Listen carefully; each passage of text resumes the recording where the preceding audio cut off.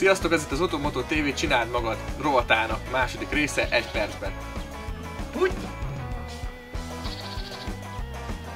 A látni és látszani elv alapján most megnézzük az ablakcsőlapátokat, mert ez tényleg nagyon fontos. Mivel ilyen időjárási körülmények között, mint a mostani, illetve télen nagyon sokat kell sáros úton közlekednünk, ezért fokozottan oda kell figyelni az ablaktörő lapátok állapotára, mivel hogy az előttünk haladó autó az összes sarat, koszt, mocskot, dzsuvát a mi szélvédőnkre teríti fel, és ha nem jól tör az ablaktörő, akkor csíkos lesz, nem fogunk kilátni. Különböző szokott az autóknál, de nagyjából mindegyiknél ugyanígy működik, tehát össze kell nyomni, aztán így le kell húzni. Még erőlködni se kell hozzá, csak ez most beakadt. Így. És akkor lemon, ez a kis pöcök megy be a helyére, ebbe a simbe, így vissza, nyilván már az új lapáttal, és kész. És működhetünk.